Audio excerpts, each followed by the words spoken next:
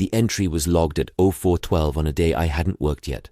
My name was on it. My signature was on it. The handwriting was mine, down to the way I cross my sevens. And the date stamped at the top of the page was 3 days in the future. I want to say that up front, because if I try to ease into this, I'll lose my nerve. I've been sitting on this for a long time, and I've started typing it out maybe a dozen times, and every time I get past the first paragraph, my hands stop working. So I'm just going to tell it straight, the way I'd tell it to an investigator if there had been one willing to listen. My name doesn't really matter for the purposes of this. I worked as a fire lookout for almost 11 seasons. I'm not going to say which agency, and I'm not going to say which tower, because some of the people involved are still working, and I don't want to make their lives harder than they already are. What I can tell you is the tower sat at a little under 9,000 feet, in a stretch of country where you could turn 360 degrees and not see a single road. The nearest paved surface was about 32 miles down a service track that washed out twice a summer. The nearest other human being, in theory, was a seasonal at a relay station about 11 miles southeast as the crow flies, except the crow doesn't fly in that country because there's nothing for it to eat. I'm telling you this because I want you to understand that when a fire lookout says they were alone, they mean it in a way most people don't have a word for. You are not alone the way you're alone in an apartment. You are alone the way the last page of a book is alone. There's nothing after you. The warning, if you can call it that, came on my first season from a man named Halverson. He was the district guy who drove the new hires up for orientation. He was maybe 60, looked 70, smoked these little brown cigarettes that he rolled himself, and he gave the same speech to every new lookout, word for word, year after year. I know because I heard him give it 3 more times to other people before he retired. He'd walk you up the catwalk, point at the logbook chained to the desk, and he'd say, and I'm quoting him as best I can, he'd say, "You write down everything. You write down what time you eat. You write down what time you piss. You write down every plane, every smoke, every radio check, every animal you see bigger than a marmot." And then he'd pause and look at you, and he'd say, "And if you ever open that book and find an entry you don't remember writing, you do not stay another night. You pack a bag, you radio in a medical, and you walk down. You do not finish your shift. You do not wait for relief. You walk." Then he'd light one of those little cigarettes and he'd add, almost like an afterthought, he'd say, "It happens more than you'd think." Everybody laughed the first time they heard it. I laughed. You're supposed to laugh. It's the kind of thing an old man tells a new kid to see if the kid will piss themselves, and you don't want to be the kid who pisses themselves. So you laugh, and you write down what time you eat, and what time you piss, and every plane, and every smoke. And after a few weeks, you stop laughing because writing it all down becomes the only thing that separates one day from another, and you start to understand why he made such a point of it. For 10 seasons, I never had an entry I didn't remember writing. I want to be clear about that. 10 seasons. That's roughly 1,100 days in towers, give or take. I logged tens of thousands of entries. Every one of them was mine. I remembered every one. Some of them I remembered hating to write. The book was the most honest thing in my life. The 11th season I was assigned to a tower I'll call S7. It wasn't my regular post. My regular tower had a structural issue with the south leg, and they were welding it through the summer, so they shuffled me to S7, which had been unmanned for 2 seasons because of budget cuts. They were reopening it because of a beetle kill that had turned 250,000 acres into kindling, and somebody upstairs had decided eyes on the ground were cheaper than what would happen if they weren't. I drove in on June 4th. I remember because my truck odometer rolled over to 190,000 on the service road, and I took a photo of it on my phone, which is the last photo on that phone before a gap of about 6 weeks. I'll come back to that. The tower itself was in decent shape. Whoever had closed it up had done it right. Shutters bolted, propane cut, water lines drained, the bedding sealed in a footlocker against mice. The logbook from the last occupied season was still chained to the desk. I flipped through it out of habit. The last entry was from September 14th, 2 years prior, signed by a lookout I didn't know, and it just said, "End of season, closing up, see you in spring." He didn't come back in spring. None of us did, to that tower. I opened a fresh book. I wrote the date, June 4th, my name, the time, 16:23, and the words, "Arrived on station, beginning reoccupation procedures." I lit the propane. I bled the water lines. I made coffee. I stood out on the catwalk and watched the sun go down behind a ridge I had never seen from that angle before. And I felt the particular relief that comes from being 12 hours from another human face. The first 3 weeks were normal. I want to emphasize that, because I think people imagine these stories start strange and get stranger. They don't. They start exactly like a normal job. I did my radio checks at 0800, 1200, and 1700. I logged 7 small lightning starts in the first week, 2 of which I called in and 1 of which became a 6-acre fire that a crew put out in a day and a half. I ate a lot of rice. I read a book about the Donner Party, which in hindsight was a poor choice. I slept well. On the morning of June 26th, I went to write my 0600 entry, and there was already an entry there. Now, before I tell you what it said, I want to walk you through what I did, because I want you to know I didn't panic. I'd been doing this for 10 years. The first thing I thought was that I'd written something the night before and forgotten. That happens. You get tired, you scribble a note, you go to bed, you wake up and don't remember. So I read the entry. It said, 0412, light visible at azimuth 094, low and steady. Not lightning, not flare, not aircraft. Watched for 19 minutes. Light did not move. Light extinguished at 0431. Will investigate at first light if visible from catwalk. And underneath it, my signature. The date stamped at the top of the page was June 29th, 3 days in the future. I sat with that book for I don't know how long. I made coffee. I drank it. I read the entry again. I read it a 3rd time.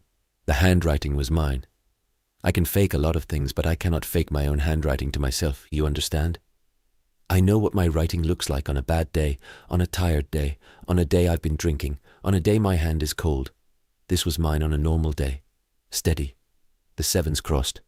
The lowercase a's with the little hook I do without thinking. I checked the page before it. June 25th, 21:47, ending log, going to bed. My handwriting, my signature, normal. The page in between, June 26th through 28th, was blank. 3 blank days, followed by an entry from a day that had not happened yet. The first thing I did, and this is important, the first thing I did was Halverson's rule. I went to the radio. I keyed up. I said my call sign and I said I needed to report a medical and walked down. And the dispatcher, a woman whose voice I knew well, a woman named Reyes who'd been dispatching for my district for 6 years. She came back and she said, "Copy your medical. What's your status?" And I opened my mouth to tell her, and I couldn't. I couldn't tell her there was an entry in my book from the future. I couldn't say those words out loud over an open channel that gets recorded and reviewed. I couldn't be the lookout who called in a medical because the book wrote itself. I had a mortgage. I had a daughter starting community college in the fall. I had a reputation in a small community of people who knew each other across 3 states. If I came down off that mountain saying what I just told you, I would not work another season. So I said, dispatcher, disregard, false alarm, equipment check, returning to normal operations. And Reyes paused, just for a second, and then she said, copy, returning to normal, and the channel went quiet. That pause is one of the things I think about most. I've thought about it more than the entry itself, in some ways, because Reyes did not normally pause. Reyes was the fastest dispatcher in our district. She had a kid at home, and she didn't waste a syllable.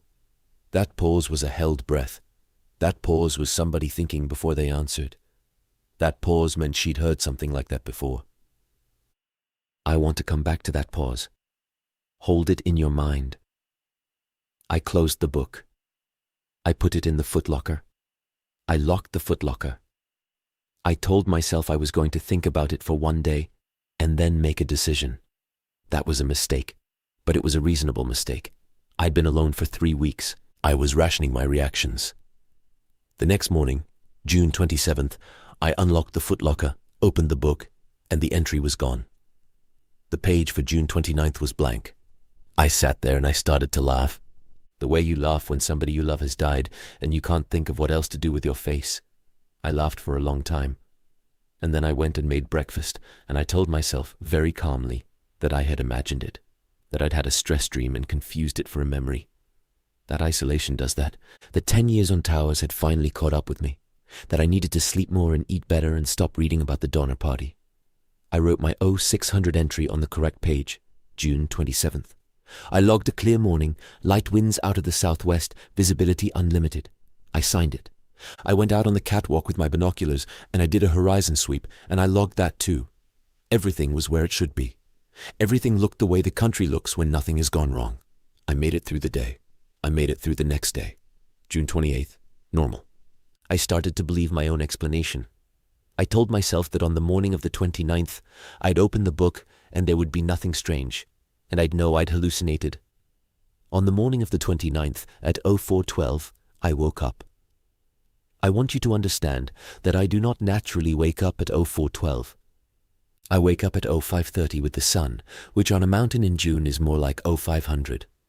I woke up at 04:12 because something woke me, and I went to the east window of the tower, and at azimuth 094, low and steady, there was a light.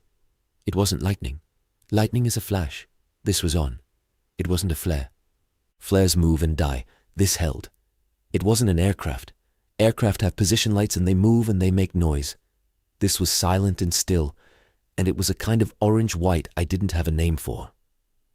It sat on the slope of a ridge that I had spent 3 weeks looking at, and I knew, the way you know your own kitchen in the dark, that there was nothing on that ridge, no structure, no road, no clearing, nothing that could hold a light. I watched it for 19 minutes. At 04:31, it extinguished. I went to the desk and I opened the logbook, and I sat with my pen above the page for what felt like a long time. And then I wrote, and I'm going to give you the entry, exactly because I have it memorized. I wrote, 0412, light visible at azimuth 094, low and steady, not lightning, not flare, not aircraft. Watched for 19 minutes. Light did not move. Light extinguished at 0431.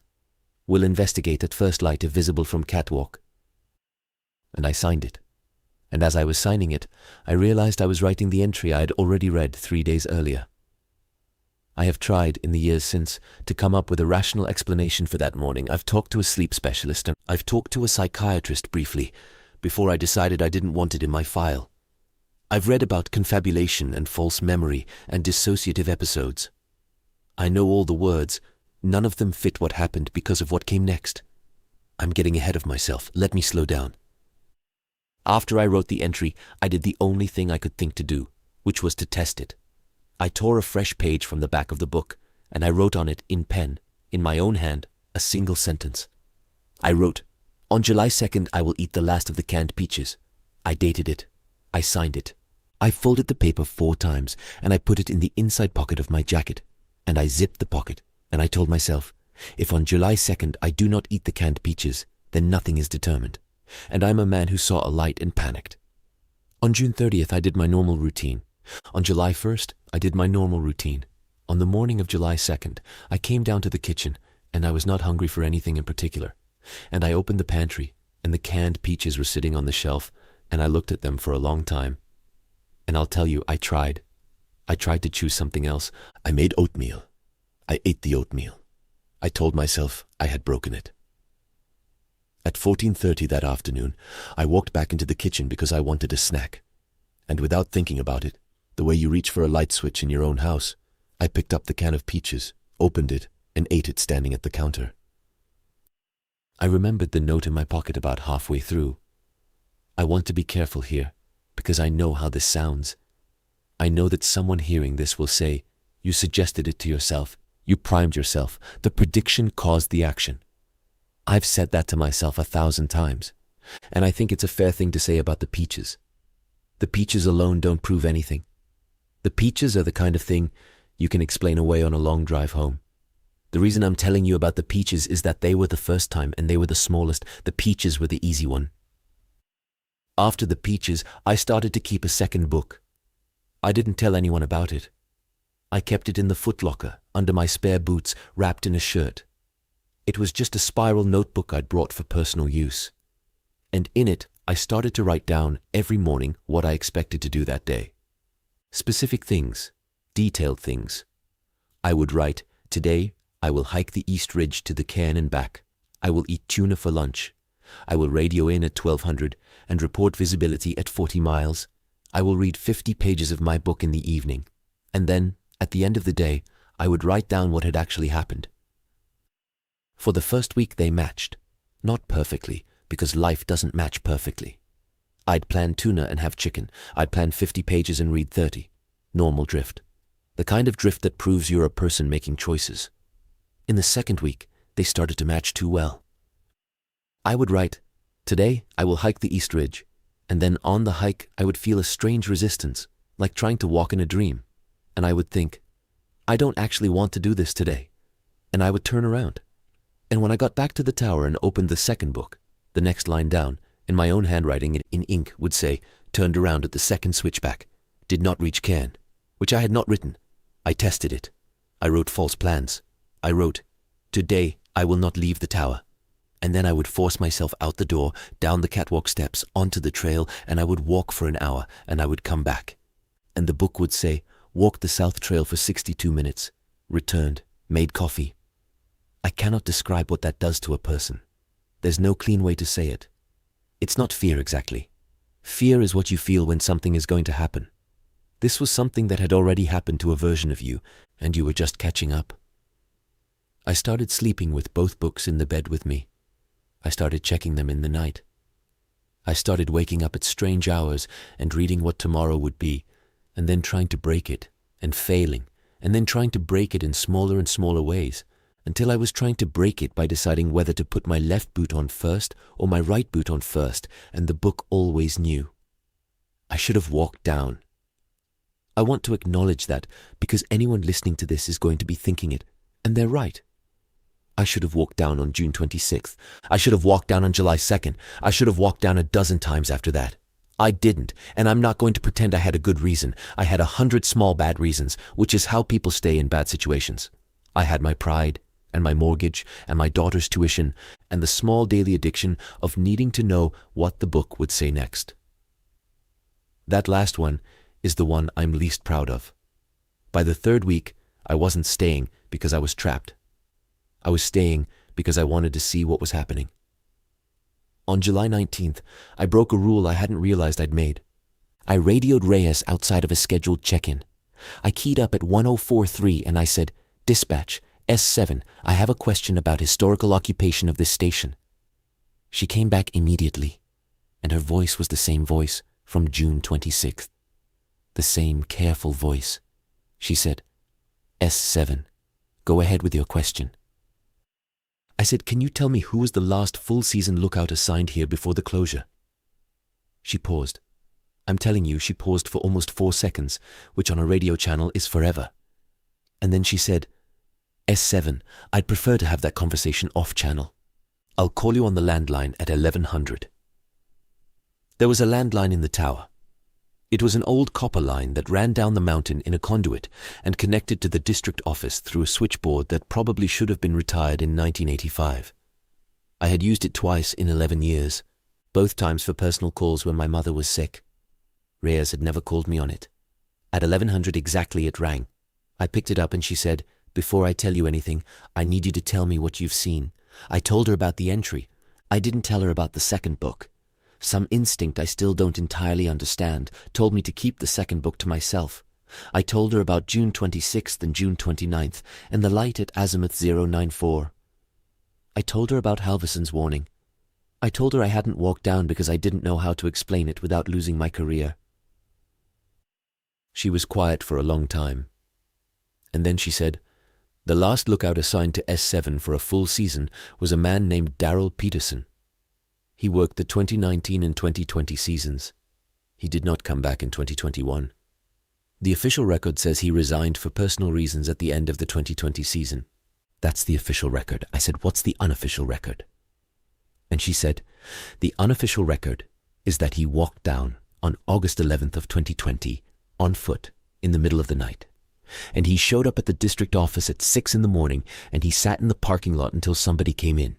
And when they opened the door, he handed them his logbook and he said, 'You need to read this.' And then he got in his car and he drove away. And nobody in the agency has seen him since." I said, "What was in the logbook?" And she said, "I don't know. I never saw it.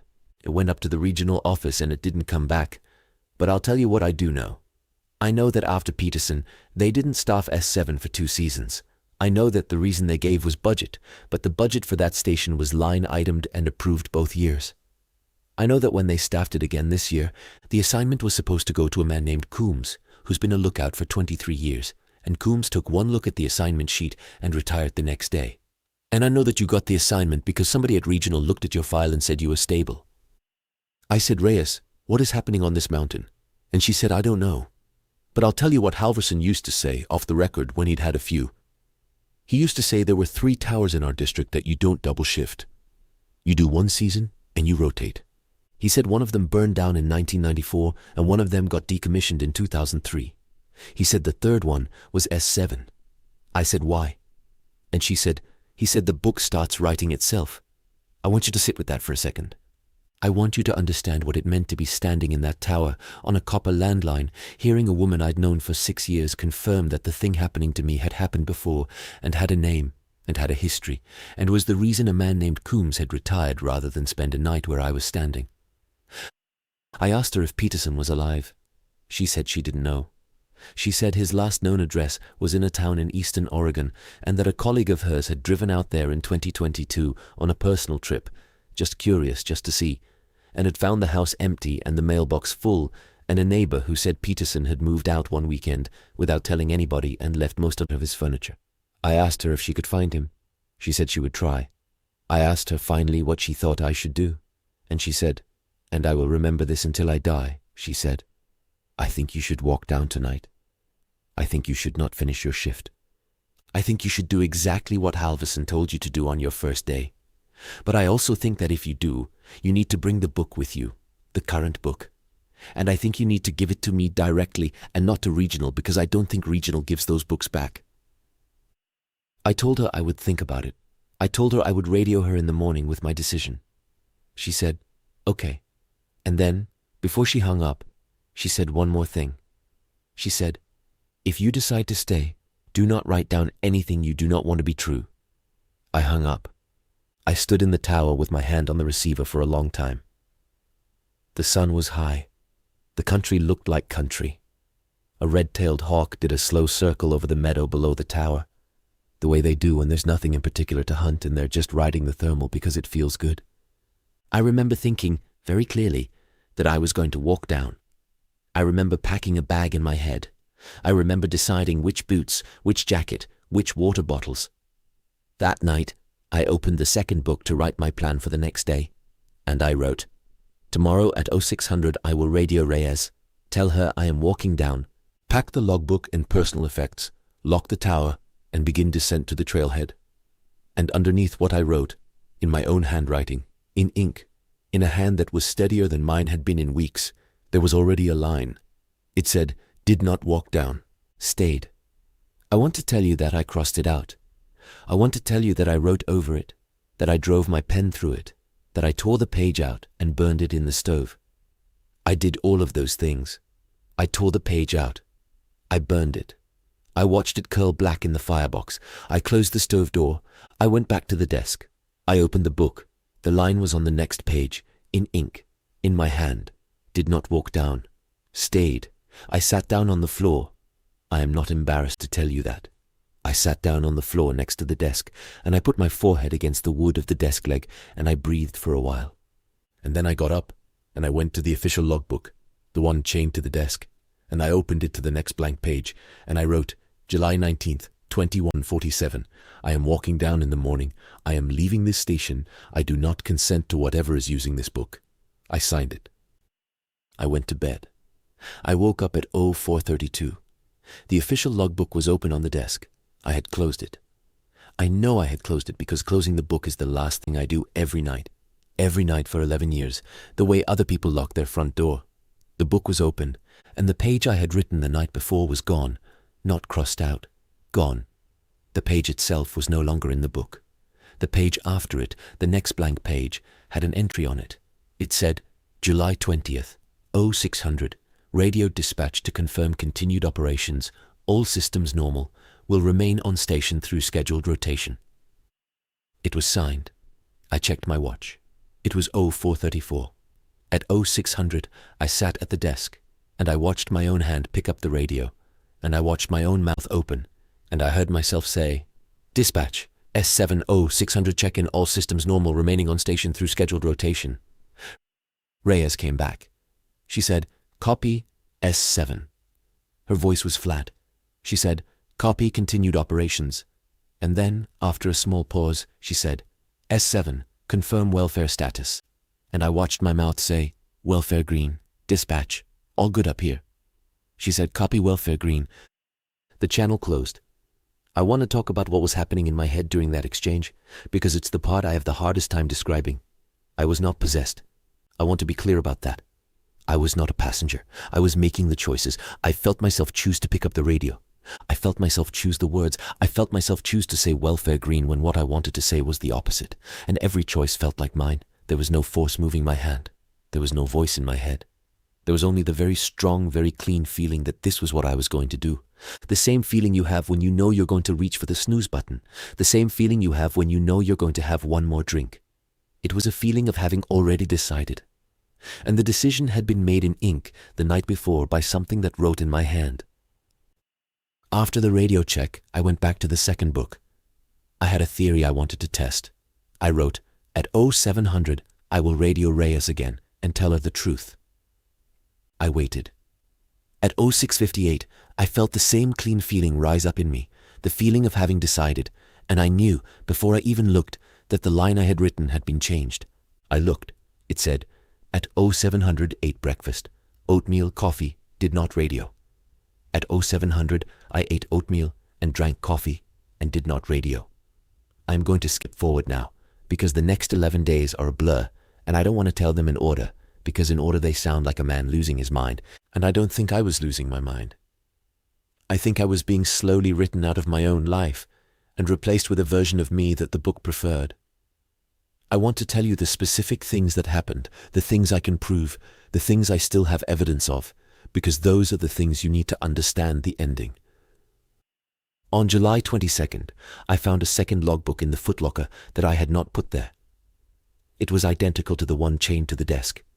Same agency stamp, same binding, same paper. It was filled, cover to cover, with entries in my handwriting, dated from June 4th through September 14th. The September 14th entry said, "End of season, closing up, see you in spring." It was a complete season, my complete season, already written. I read the whole thing in one sitting. It took me 4 hours. Most of it was normal. Most of it was a record of a man doing his job.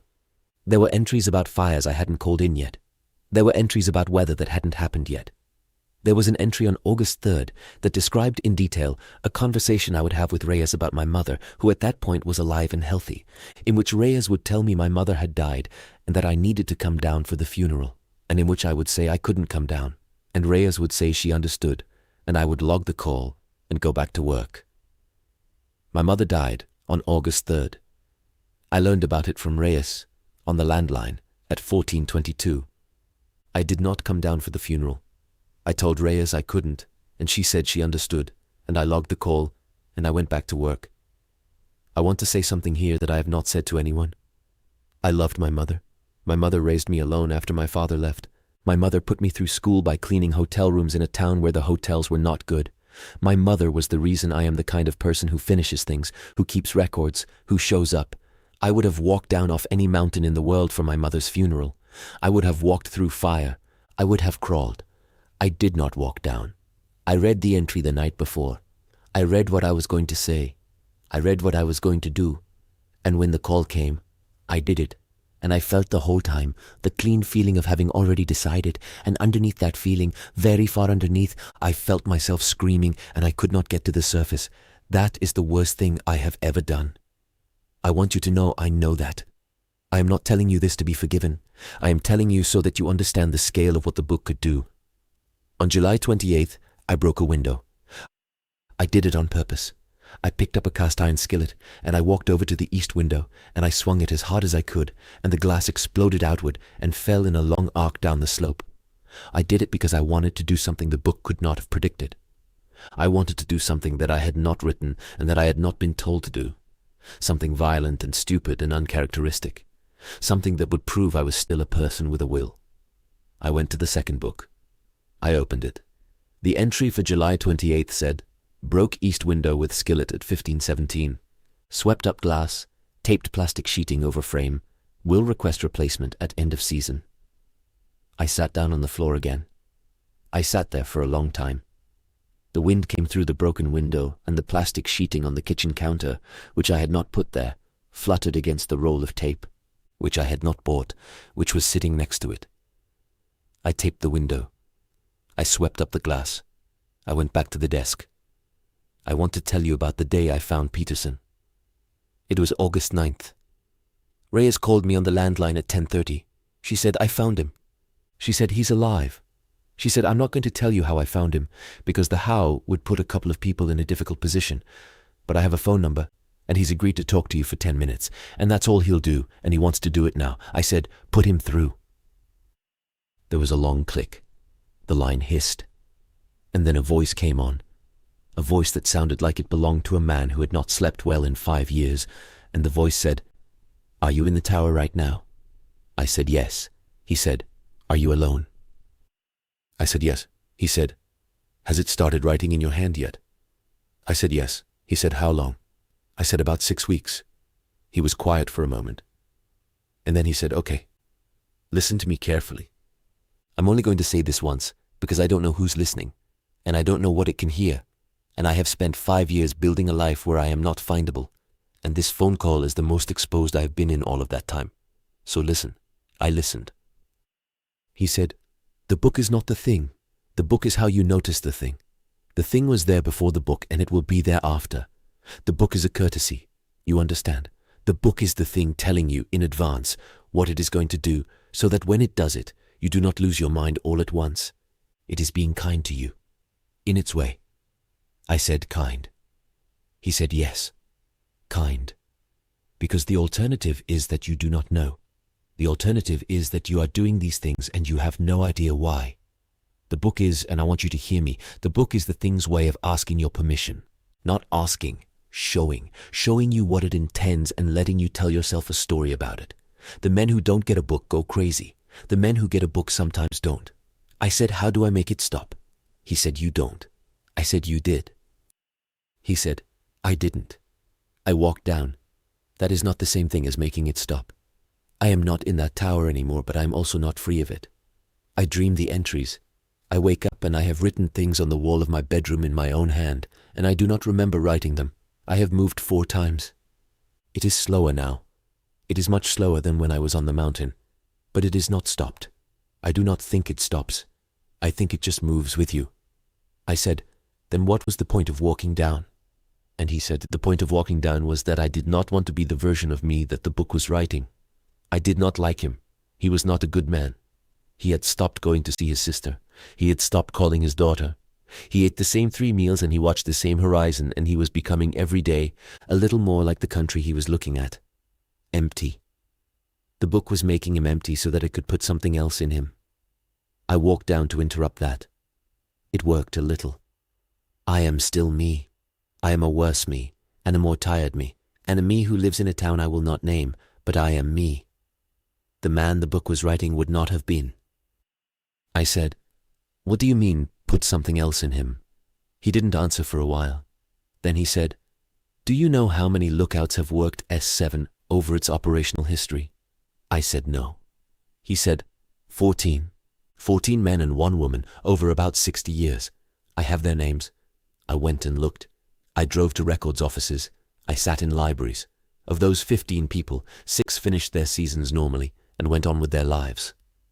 3 quit mid-season for reasons that look normal in the file. 2 died on the mountain, 1 of a heart attack and 1 of a fall, both ruled accidental. 1 went missing in 1978 and was never found, and the remaining 3, including me, walked down and disappeared from the agency record. I am the only one of the 3 I have been able to confirm is still alive. I said, what about the other 2? He said one of them was a woman named Eileen Marsh, who worked the 1991 season. She walked down on September 2nd, 1991. She went home to her apartment in Boise. Her landlord found her 3 weeks later. The official cause was natural causes. She was 34. The unofficial story from a cousin of hers I tracked down is that when they found her, the apartment was full of notebooks. Every notebook in the apartment was full of her handwriting. Every page, front and back. And the cousin said, "And this is the part I want you to hear." The cousin said the writing wasn't hers anymore. It looked like her hand, but the words weren't her words.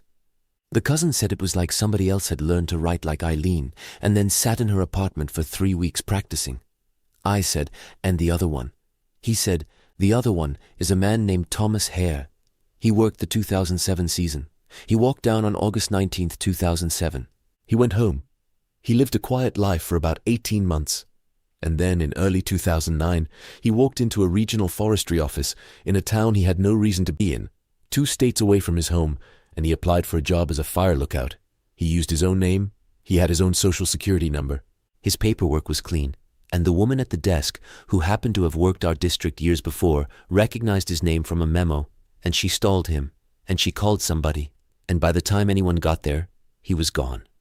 He has not been seen since. But here is the thing. 3 months later, a man walked into a different regional office, in a different state, and applied for a lookout position. He gave a different name. His paperwork was clean. He was hired. He worked 1 season without incident, and then resigned. Nobody connected him to Hare at the time. I connected him later because of a photo on a staff page before they took it down. It was Hare. Different name. Same face. Karma. I said, "What are you telling me?" He said, "I am telling you that the book is writing a person. And when the person is finished, the person walks down off the mountain and goes and does whatever it is the person does. And sometimes the person who walks down is mostly the man who walked up, and sometimes it is not." I said, "Which am I?" And he said, "I don't know. I don't think you know either. I think the only person who knows is the book." I said, "Peterson, can I come find you?" He said, "No." He said, "Please don't." He said, "I am sorry." He said, "The only reason I'm talking to you is because Reyes asked me, and because I owe Reyes, and because I remember what it was like to be where you are and to have no one tell you anything. But I cannot have you in my life. I cannot have anyone from that mountain in my life. I am sorry." He hung up. I sat with the receiver in my hand for a long time. Reyes came back on the line. She said, "Did that help?" I said, "I don't know." She said, "I'm going to come up there." She said, "I'm going to drive up tomorrow morning.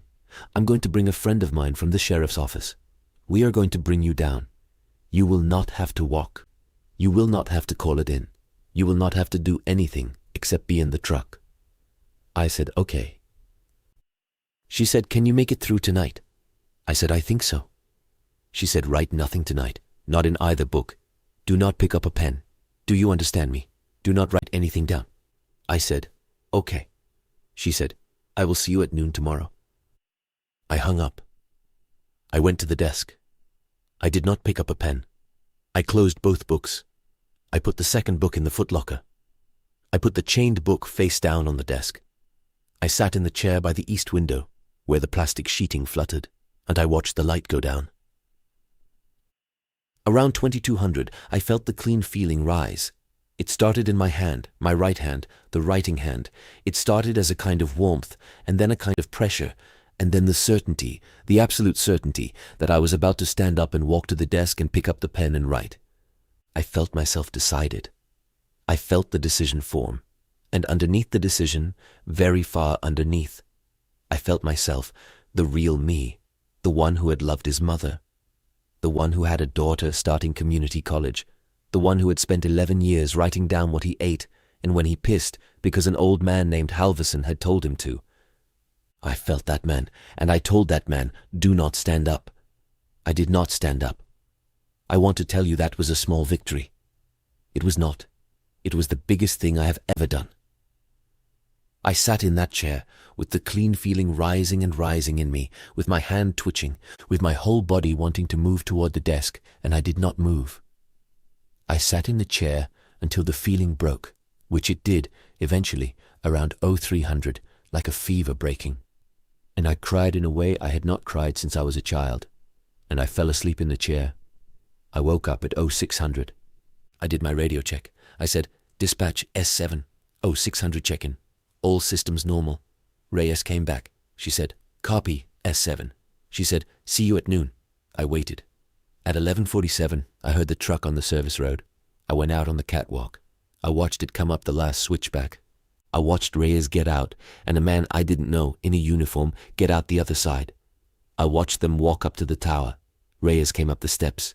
She stopped at the top. She looked at me. She said, "Are you ready?" I said, "I am ready." She said, "Do you have the book?" I said, "Both of them." She said, "Good." I went inside. I took the chained book, and I unlocked the chain from the desk leg with the bolt cutters Reyes had brought up the steps. I took the second book out of the footlocker. I put both of them in a canvas bag. I picked up my pack. I walked out onto the catwalk. I locked the door behind me. I came down the stairs. I got in the back seat of the truck. Reyes got in the driver's seat. The sheriff's deputy got in the passenger seat. We drove down the mountain. I want to tell you that's where the story ends. It's not. We got to the district office at 1620. Reyes parked.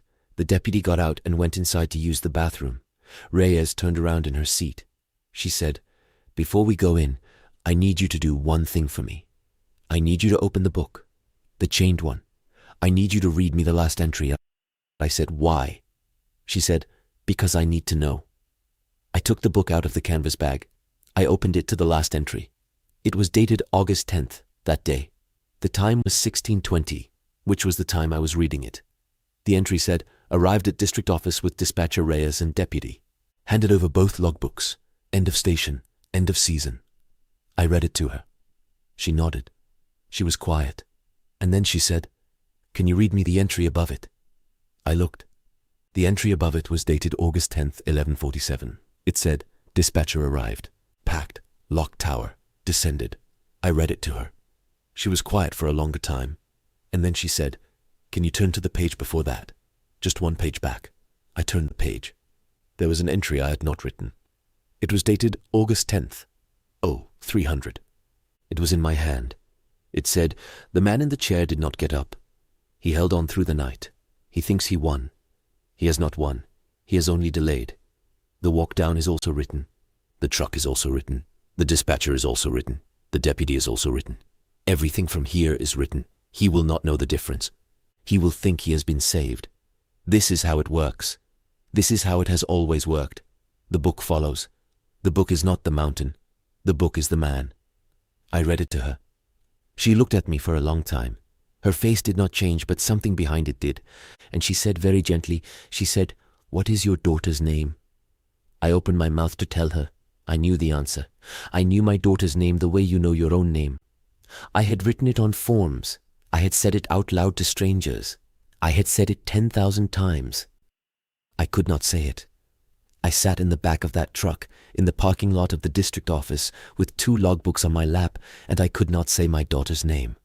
I could see her face. I could see her at 4 years old, holding a plastic dinosaur. I could see her at 16, in a yellow dress at a school dance. I could see her last Christmas, laughing at something her mother said. I could see all of her. I could not find the word that was her name. Reyes saw it on my face. She said, "It's okay." She said, "We'll figure it out." She said, "Come inside." I got out of the truck. I went inside. I sat in a small room and I talked to people. I gave them the books. I answered their questions. I said all the right things. I felt the clean feeling the whole time, very faintly, like a hum behind everything I said. I felt myself decide to be calm. I felt myself decide to be cooperative. I felt myself decide to tell them what they wanted to hear so that I could go home. They let me go home that evening. They said they would be in touch. I drove home. I unlocked my house. I went inside. My wife was at the kitchen table. She looked up when I came in. She said my name. She got up and she hugged me. She cried a little. She said, "I was so worried." She said, "Reyes called me." She said, "I'm so glad you're home." I hugged her back. I said the right things. I felt the clean feeling. In the night, I got up. I went to the kitchen. I sat at the table. I took a piece of paper out of the drawer where we keep the bills. I took a pen. I wrote my daughter's name is. My hand stopped. I sat there with the pen above the paper for a long time. I tried to make my hand write the name. I knew the name. I could see her face. The pen would not move. After a while, my hand moved on its own. It wrote a sentence. It said, "You do not need to know her name anymore. She is not your daughter. She is the daughter of the man who walked up." I put the pen down. I went back to bed. I lay next to my wife. I listened to her breathing. I tried to remember the first night we spent in this house. I could remember the house. I could remember the night. I could not remember her face the way it had been then. I could only remember it the way it was now. That was almost 2 years ago. I want to tell you that things have gotten better. They have not gotten worse, which is something. The clean feeling comes less often. I have not, as far as I know, written anything I did not intend to write since the night at the kitchen table. I see a therapist.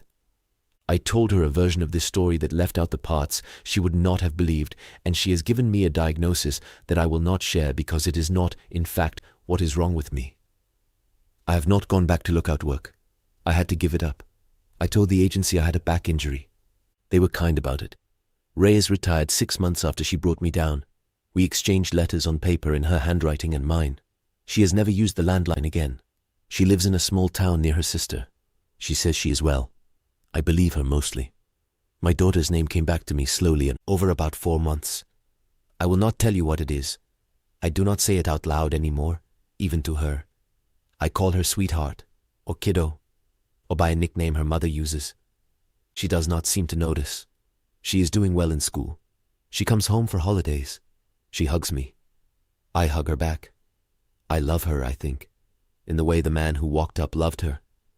Although I am not entirely sure I am still that man. And I have decided to stop asking that question, because the question does not have an answer that helps.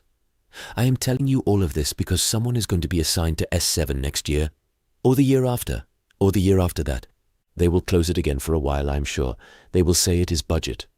And then, in a few years, 250,000 acres will burn somewhere up there, and somebody at regional will look at a map and say, "We need eyes on that ridge," and they will pull a file, and they will look for somebody stable, and they will send that person up. If that person is you, I want you to know 2 things. The first is Halverson's warning. If you open the book and you find an entry you do not remember writing, you walk down. You do not finish your shift. You do not radio for relief. You walk. You walk that night. You do not wait for morning. You do not pack a bag. You take the book and you walk. Halverson knew. Halverson always knew. Halverson gave that warning every year because he had seen what happens to the people who don't take it. The second is the thing Halverson didn't tell you, because I don't think Halverson knew. The thing Peterson told me on the landline, the only useful thing anyone ever told me about any of this. The book is not the thing. The book is how you notice the thing. If you walk down, the book follows. The book is not the mountain. The book is the man. I do not know how to make it stop. I do not think it can be stopped. I think the best you can do is what I did, which is to sit in a chair on one night and not stand up, and to hope that the one night you held on is the night that mattered. I do not know if it was the night that mattered for me. I will not know for a long time. Maybe I will never know. I will tell you what I do now, every night, before I go to bed. I take a notebook, a small one. I keep it in the drawer of my nightstand. I open it. I write the date. I write the time. And I write, in my own hand, 1 sentence. I write, "Tomorrow I will wake up as myself." And in the morning, I check. So far, every morning, the sentence is still there. In my hand, unchanged. I do not know what I will do on the morning it is not. I think about it every night when I pick up the pen. I think about what I will see. I think about whether it will be a different sentence in my hand, telling me what I have become, or whether it will be the same sentence in a hand that looks like mine but isn't, signed by something that has been practicing. I think about Eileen Marsh in her apartment in Boise, with all those notebooks, and the cousin who said the writing wasn't hers anymore. I think about Thomas Hare walking into a forestry office with a different name. I think about Peterson, in a town he will not name, dreaming entries, and waking up to find them written on his bedroom wall. I think about the entry I read in the parking lot of the district office. The book follows. The book is not the mountain. The book is the man. And every night I pick up the pen, and I write the sentence, and I close the book, and I put it in the drawer.